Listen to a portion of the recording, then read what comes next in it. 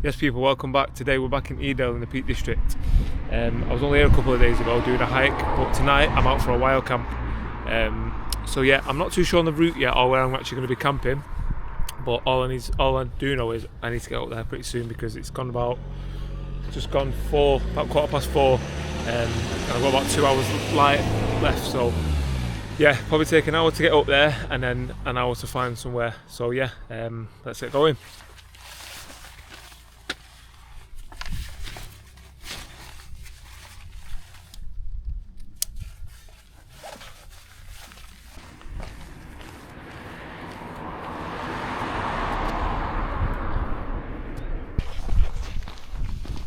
I managed to bag myself some free parking, which I'm buzzing with because it's one of my pet eats that paying for parking.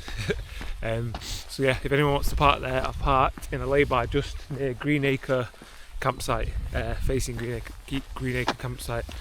And yeah, so the plan is I'm going to head up. I'm not actually sure what this hill's called, but I know it's by the side of Ringing Roger. So yeah, what the route I'm going to take is I'm going to cut through the road that takes me through Edale Youth Hostel, and then cut to the left towards Ringing Roger, and then head upwards. I'm not sure whether to go up Ringing Roger itself or the path in between. The only thing with the path in between is it's very steep. But obviously I'll get up there quicker, so it's one of them. I don't know what to do yet. I'll see how I feel when I get there. But yeah, like I said, free parking down there if you want it.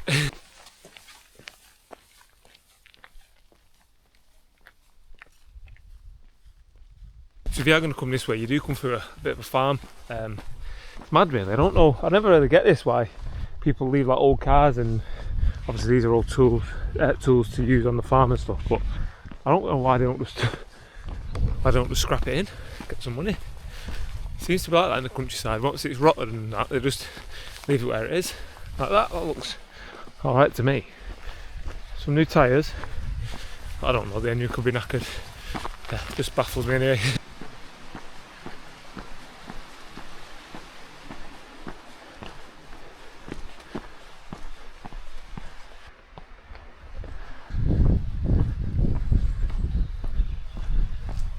So I'm just cutting through the activity centre there. I always thought that YHA meant hostel, youth hostel for some reason. I don't know if it does or it doesn't, but on this sign it's saying Edale Activity Centre. So I'm guessing it's like where they bring kids to do like activities in the summer holidays or on their school trips and stuff, because they've got something for climbing, they've got like a go ape sort of thing, they've got canoes here, obviously the big vans, so yeah, maybe it's something to do with that, or like a Duke of Edinburgh, or just staying out, God knows. But yeah, I'm going to cut through here, like I said, head towards Ringing Roger, but I think I'm going to take the right and head up the steep bit just to get up there. Yeah, be a bit quicker.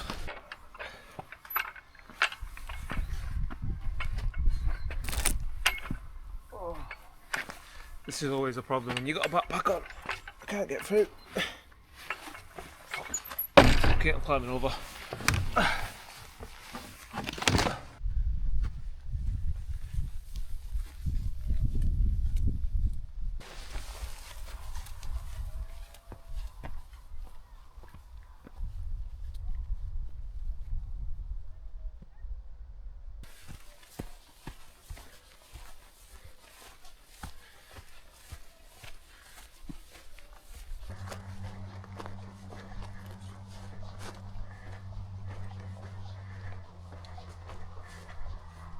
Edale's got to be one of my favourite places to come, you know, whether that's hiking or camping. It's just there's something about it, it's beautiful.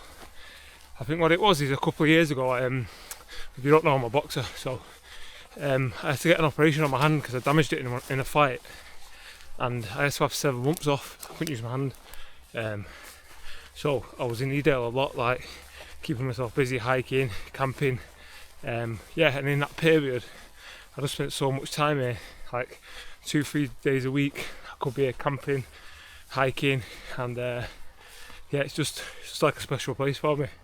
I really enjoy coming here, and when it's clear like it is today, beautiful. Like, see Manto's busy, back toe's busy, see the odd person up on top of Loose Hill. I'll show you around. So yeah, so you can even see over to Bamford Edge where those trees are. There is, just behind it is Lady Bar Reservoir.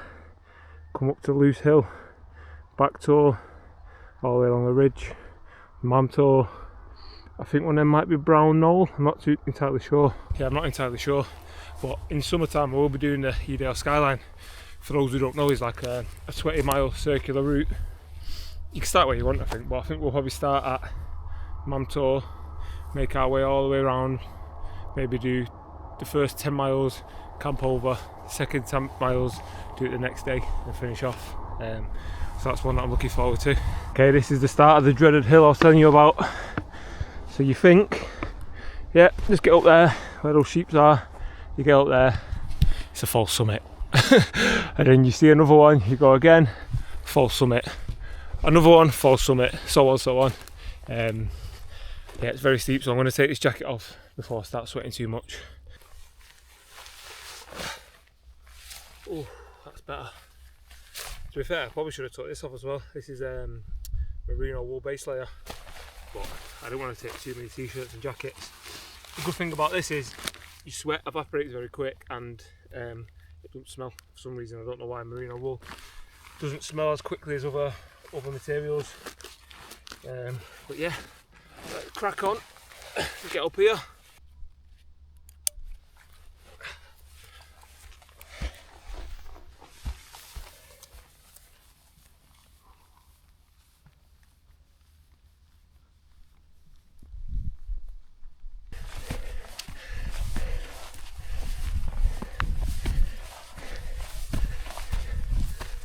Right, any experienced hikers or walkers, right, after a bit of advice, is it better to walk on your tiptoes like this up a hill, or put your heel on the floor?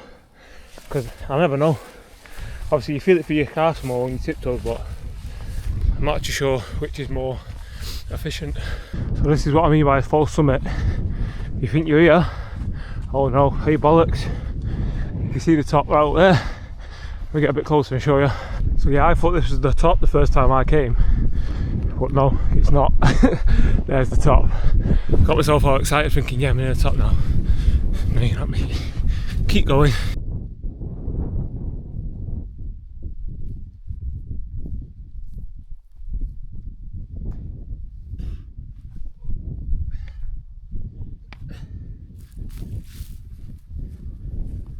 So my first ever solo wild camp, this was my pitch. I think it was around 2 years ago this month. Yeah, I came on my own. For years I've been going with my mates and going to the forest and up even into Edale camping, but yeah, like I said, first ever solo one. This was the pitch, and there's the view I had looking over Edale Valley. You can see the campsite down there in Edale. So yeah, the first time I actually did that solo wild camp is a bit mad because it's your first time doing something. You don't know what's what really.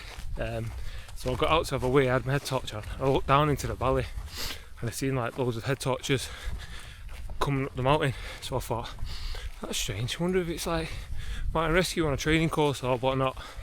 5 minutes later I got back in my tent, mountain rescue fly over in a helicopter. I thought, oh shit, I hope they're not coming for me. I hope they don't think I'm stuck. They see my head torch and they think I'm stranded. So yeah, half an hour passed, nothing happened, and I could hear some people talking. I thought, what's that? So reluctantly I got out of my tent and I like peeked out my tent, and there was like a group of 4 or 5 people literally walking about 10-15 metres by my tent, but they didn't see me because I turned my light off. And I thought, no way, it's mountain rescue. Turns out it was just a group of young people going for a little walk at night time, but that's how it can play tricks on your mind. Like, you just make things up in your mind. Really, it was just a group of young people having fun. So yeah, if you are worried about anything like that when you're out wild camping on your own, 9 times out of 10, it's just your mind playing tricks on you, like it was mine. Ooh, got a right sweat on there. Right, let's see how long it's took to get up here. I don't think it was that long. Like I said, I took the steep route, but I believe it's quicker because it's more direct. Let's have a look. Yeah, it's 5 to 5 now, so it's took about 40 minutes, 45 minutes. Not too bad. Right, so now I'm at the top of Ringing Roger. Well, Ringing Roger's actually just there, but the way I've come up, say you're facing Ringing Roger, I'm going to go towards the right, which is that way towards, if you keep going towards like Ladyball Reservoir and all that, because I've not really explored that side of the peaks massively. I've been over to Bamford Edge, but I came in a car, so I thought I'd mix it up instead of doing the same old on that side, like the Woolpacks have camped there, Kinder Low have camped there, towards Jacob's Ladder, towards Grimesbrook. So yeah, I just thought I'd mix it up and head over this way, see what there is.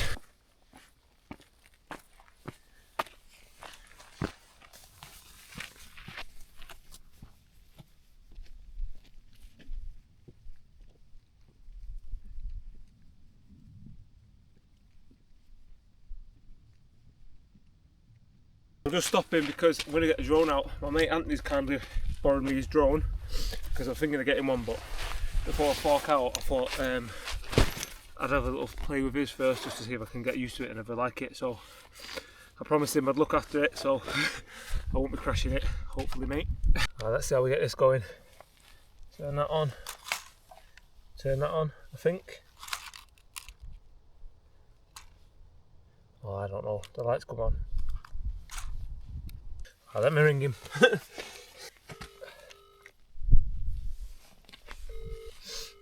Oh. Where is it? I'll just turn it on. Right.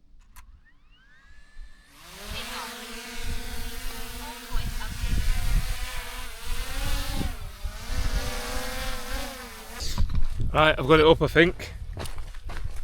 Is it following us? No. Oh, this is so confusing. Right, we're on. I think I've got it to track us. Let's have a look.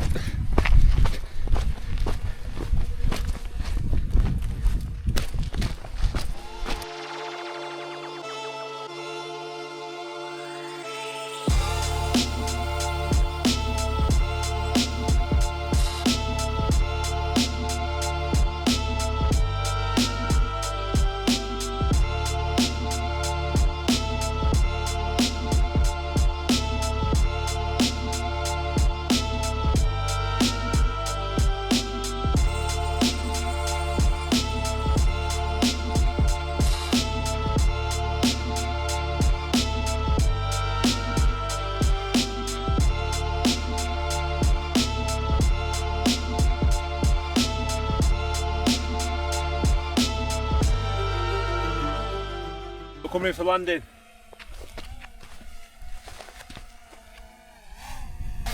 Land.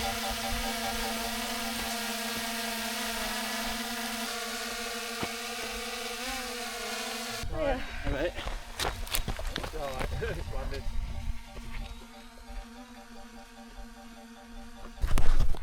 That was a fail. Let's try and find somewhere else. Alright, take 2 for landing because that was a fail. Come on. Yeah, that first one was a fail. We're going to make it. We're going to make it.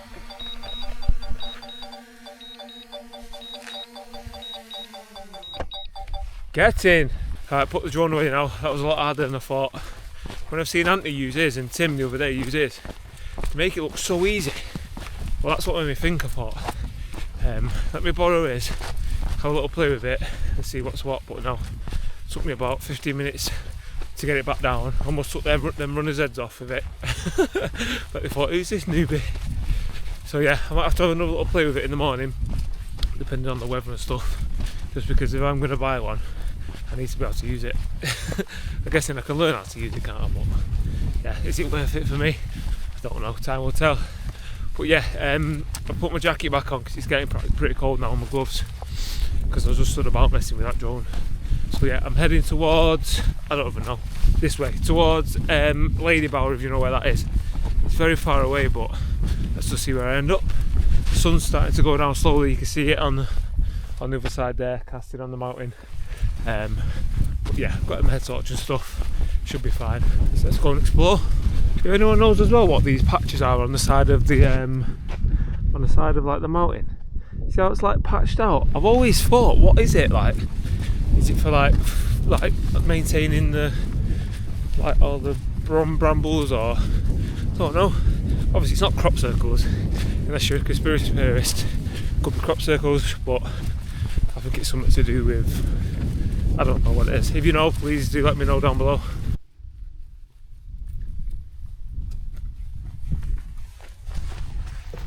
Absolutely Boggingtons.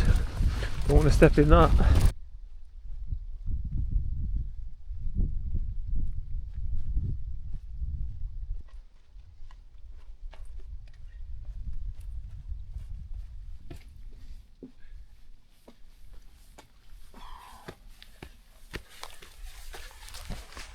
This is not a place you want to be losing a sock.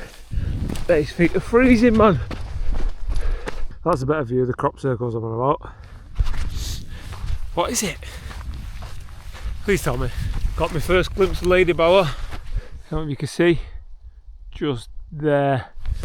Just see the tip of it. To be fair, I didn't know if I'd get that far over. Like I said, I'm going to keep going and just see how far this does take me. If it takes me all the way to Lady Bower, it takes me all the way there. But yeah, like I said, there's still a bit of light in the sky. I think the sun goes on in the next half an hour, but seems alright up to now.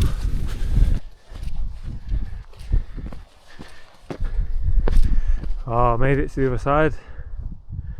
Like I said there, you can see Lady Bower a lot better now. Look at that view. Wow. Right, so I just need to figure out where I'm going to camp. I think this road here might be Snake's Pass, and I figured out what this one is. So the one next to Lady Bower there, yeah, there is Chrome Hill. I've not actually camped on that one yet, and I know that is part of the skyline. I'm pretty sure of it. So I might even be on the route for the skyline. Yeah, it's beautiful, man. Look at the sky over there where the sun's setting. Oh, like orangey and pink. Sick. Right, so I'm going to try and find a pitch. Not sure where to go. I might head over towards the forest near Lady Bower. Yeah, let's head over that way. So I've changed my mind. I'm not going to head towards the forest. I'm going to find a pitch around here, just because I feel like I've got the best of both worlds here. Still got a bit of a view of Lady Bower Reservoir down there. I can see into Edale Valley slightly. And I think sunrise is going to be coming from this way, so yeah, let me find a nice flat pitch, get set up. Yeah, this will do, somewhere around here.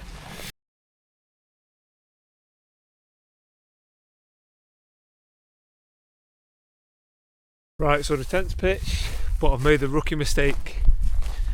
I have not put the inner in. Last time I was out camping, it got wet, so I took it all apart just to dry, took the inner off the fly sheet.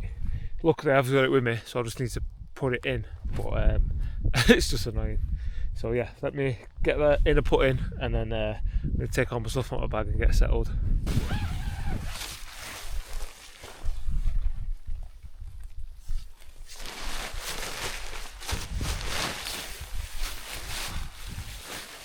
This is what I meant by saying the inner isn't attached to the fly sheet, where I should have kept it attached when I took it off to dry. So all these little clips, I'm going to have to go around and clip these back into there. It's just annoying. That's all it is. If it was raining as well, it would be twice as annoying. Just because I'd be getting soaked as I'm doing it with a head out the door. But it's not the end of the world. I'll just get it clipped up and then get settled.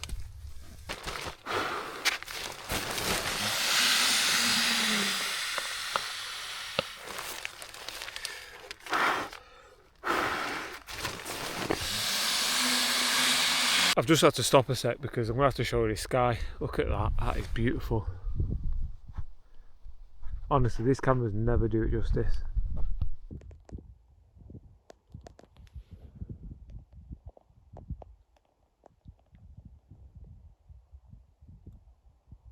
Finally we're all set up. So tonight I'm in the Terra Nova Pioneer 2. It is classed as a 2-person tent, but it's not. It's really tight. At a push you could squeeze 2 people in there. But yeah, it's a good tent. This is probably my first decent tent that I bought. Spent quite a bit of money on it. I've been happy with it, to be fair. I just thought I'd bring it tonight instead of the Alac because it's a bit too big and a bit heavy. It's more heavy duty. The winds aren't supposed to kick up tonight. But yeah, so this is the tent I'm in tonight. Pretty alright pitch. It's a bit uneven, but it'll be alright. And I'll show you what my sleep system is. So I've got like a cell, I think they call it like a cell foam mat. I've got my Nemo Tensor Extreme, Rab Alpine Dream 800. It's quite a good sleeping bag. That's the my winter sleeping bag because it's going to get down to 0 tonight. And then I've just got all my other kit. I've got my dinner, jet boil, and a few other bits. So yeah, just going to get a bit more settled, get tidied up, get a hot drink on the go, and get some food on the go. Just start chilling for the night. Just going to get my warm gear on because my hands are absolutely freezing. My body's not too bad, but when I was messing about with that drone before, I dropped cold and I didn't really warm back up on the walk. So yeah, let me get all this on. Oh, struggling to do my zips, you know, you can't feel your fingers. Gotta like use my palm.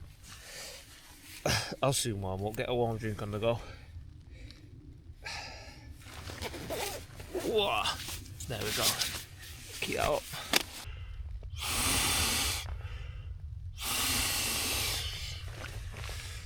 Like I mentioned, I've got my big down sleeping bag tonight just because it's supposed to be dropping to about freezing, maybe even -1. So yeah, I thought we were getting into spring and summertime. The last couple of weeks it's been sunny, but yeah, the temperature's started to drop off. So yeah, that's why I've still got my winter gear with me. It's a little bit heavier, but I'd rather carry more weight and be warm and enjoy my night. So yeah, this is the Alp kit. Alp kit Alpine Dream 800. Then I think it's rated down to maybe. Let's actually have a look. Oh, I don't really say. I think it's maybe rated down to -15. Obviously, I've never had to get down to that. And then same with this sleeping mat. This is a Nemo Tensor Extreme. Same again. I just thought I'd get the warmest one because I can use it all year round. Then I have got another one for summertime if it does get really hot. But yeah, I would rather be warm than cold because I hate being cold. You know what? These new bottle caps are doing my head in. You know where they're stuck to the bottle like that? I can't seem to ever get them closed, especially when my hands are cold. Oh, right, let's get this hot chocolate on the go. Oh my god, my hands are so cold. Oh, yes, nice. Bang the lid on.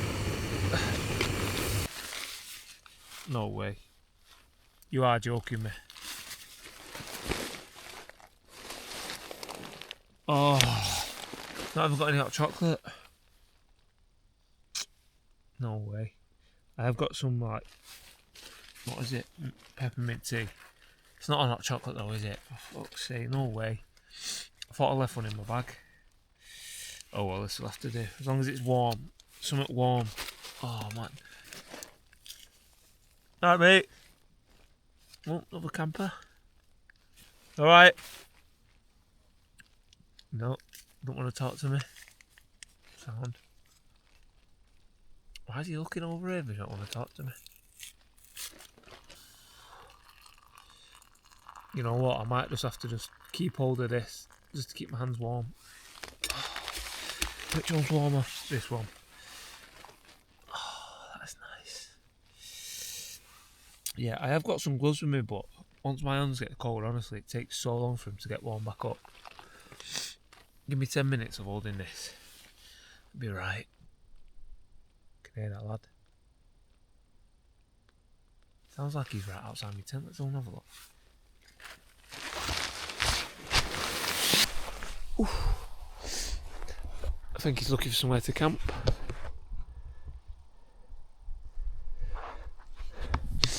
You alright, mate? No. You alright? No. Alright. Look, are you camping? What was that? Are you camping? Yeah, I'm going to go somewhere up there. Oh, nice one. Yeah, I'll Sound. Have a good night. Well, there you go. He weren't being rude, he had headphones on. Honestly though, I thought he was coming in my tent. He got like right behind my tent. I thought, what the fuck's this weirdo doing? Right, back in here, let me get my hands warm. Time for something to eat. I brought my dinner ready with me just because I'm fighting in 2 weeks, so I've mentioned in a few videos I just got to watch what I'm eating, make sure I'm not being too stupid and being sensible with what I'm eating. So yeah, I made this before. I'm on salmon. Turn this light up so I can show you. Yeah, I'm on salmon. I think it's lemon and garlic flavour, cauliflower rice and broccoli. Yeah, nothing nothing too fancy. Quite bland to be honest. Put like salt and pepper on it and all that, but yeah. And then for afterwards, I've got one of these protein puddings from Aldi. What is it? Caramel flavour. So that sounds pretty nice. I'm not gonna lie. I found a squares bag in my camping bag. I'm gonna have to have it. I'm gonna have to. Do you know what I mean? Like, what's a squares bar? I can eat a squares bar. So yeah, gonna get tucked into this. Have that. I might save the squares bar for a bit later on. Bet you don't think I'm so sad. Do you know what I mean? Talking about food like a little squares bar, but you do have to be quite disciplined when it comes to my food just to make weight. So yeah, let's get tucked into this and then get tucked into that afterwards. But I'm feeling good, guys.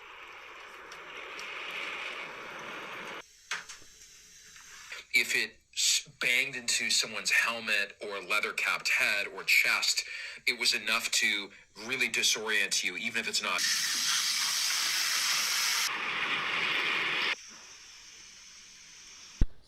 So I've just been chilling for the last 2.5, 3 hours really, watching a bit of YouTube. I've been watching this guy, it's called The Wild Homestead. He's built like his own off-grid cabin in Canada. Like he's just bought some land and built it. So yeah, watched an episode of that, went for a little walk. The moon's out in full force. It was a full moon last night, so it's still pretty much full now. So it's lighting up the sky, so that was nice. Yeah, just chilling really. So yeah, if anything happens crazy in the night time, I'll bring you out, but if not, I'll see you in the morning.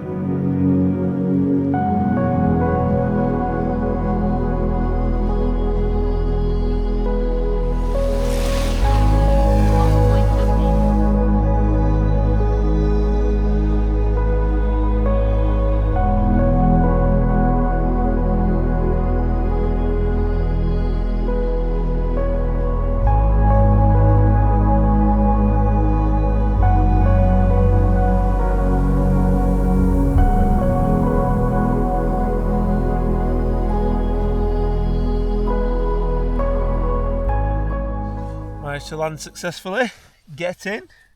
Still not sure how to use it yet. But right, had a little play with the drone, time to get a brew on and just enjoy the views. So I've just been chilling for the last hour, just enjoying the views really. As you would have seen by the videos, sunrise was unreal. So yeah, just taking it all in. Just gonna finish this brew I've made and then slowly start packing up. It's still really early, so there is no rush really, but just gonna get down and slowly head towards the car and enjoy the views on the way down.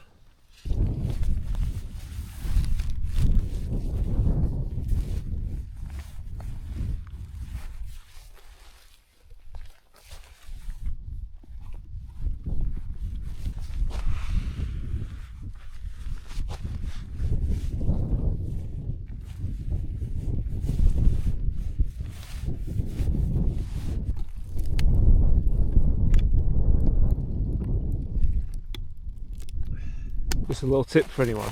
You know when you're taking your pegs out, sometimes it hurts your fingers when you put your hand through the loop, so once you've got one out, hook it through there and then just pull it out. Just saves your fingers, especially when the ground's quite hard. It's like there. Hook it through. Just pull it. It's a lot easier. Another tip: when you're putting your tent away and it's windy, always leave one peg in the ground. Just because one gust of wind and your tent's gone. So yeah, what you can even do is get a guy line and clip it onto your bag. Get a little carabiner, clip it onto your bag. But most of the time I just leave one peg in the ground like this, just so if it does get windy, it's not going to end up down the side of a mountain. See how the wind just picked up? I don't have to worry because it's pegged in the ground. Obviously I'm worrying because I don't want the pole to snap, but that's what I mean. Look, it's not going to go anywhere. So when you're rolling it up, like I said, keep that peg in and obviously fold it on itself and then roll it towards the peg. So obviously so you still don't want to take it out in case the wind comes. So I'll show you what I mean.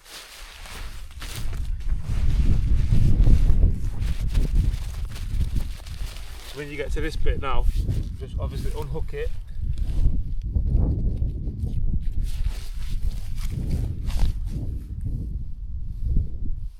And then you've got your tent without it end up down the mountain.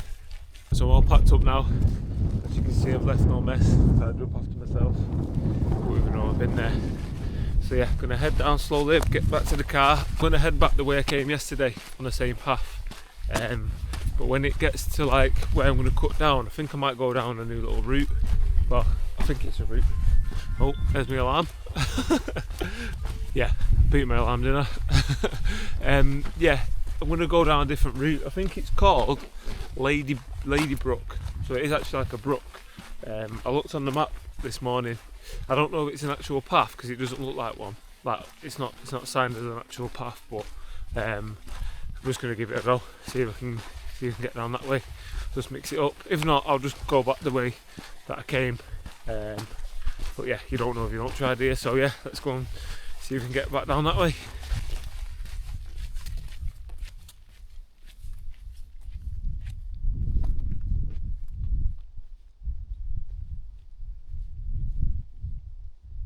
Back past the stinky sock. Oh, it's boggy here. Boggingtons, Bruce Brogshotter, Boggyson. I don't know. It's boggy in here. Right, so I think I found a little path. I don't know if this is like an animal track or what, but I'm going down it. So yeah, instead of going all the way over that way, I'm going to cut down into that little brook. Just noticed as well there's two tents there, two people camping on there, just from the Ringing Roger. Definitely making my own path here. Guess it don't matter, does it, as long as I get down. You know, do stuff like this, just wondering, not being on track, just making your own track up. Reminds me of being a kid. I used to go out with my mates, we'd just go. Like there'd be no plan, there'd be no route, we'd just say, let's go here and see what happens. This is what it feels like. Just bring me back memories. Just wandering through, getting lost. Part of the fun, innit, I guess.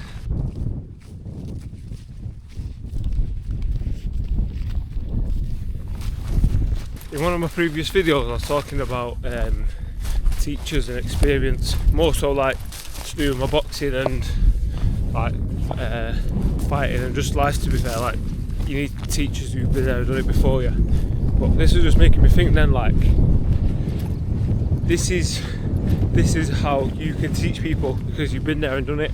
Like for example, I thought instead of just sticking to a normal path, I'll come off the path and see what happens. Do you know what I mean? So next time if someone says, oh, what do you know about this route? I'll say, yeah, don't do it, it's shit.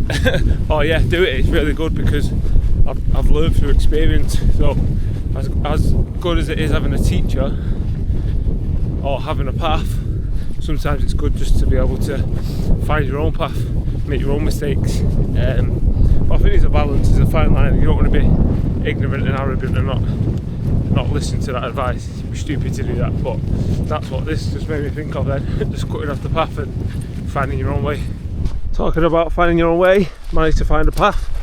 So maybe it wasn't the route you're supposed to stick to, but I made my own way, found my own path, and it's going to head back to the car where I thought it would do. So yeah, this is the Edale YHA. So like I said, I thought that meant youth hostel. I don't know what it means. Basically it's like a place for people to come and do activities and canoeing, rock climbing, what else? Just like stuff like that. So yeah, this is where I'm going to cut back through and then get back to the car. So this is what I meant by the climbing frames and stuff. So I can imagine put a harness on you, make you climb up that. Guessing these tyres are for something, maybe like team building exercises. All the logs as the ones you would have seen previously, where I don't even know if I'm supposed to be coming through here, but I am. Yeah, as you would have seen it towards the beginning of the video, there was like some more climbing frames and rock walls down here. It's like a little forest school over there. So yeah, I hope I don't get shouted at. Yeah, I'm definitely not supposed to be coming through here.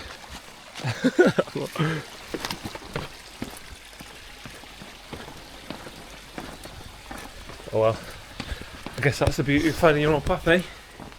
Might get bollocked. Here we are back at the car. So yeah, nice camp out. Got a nice sunrise this morning. Yeah, it's been a good one.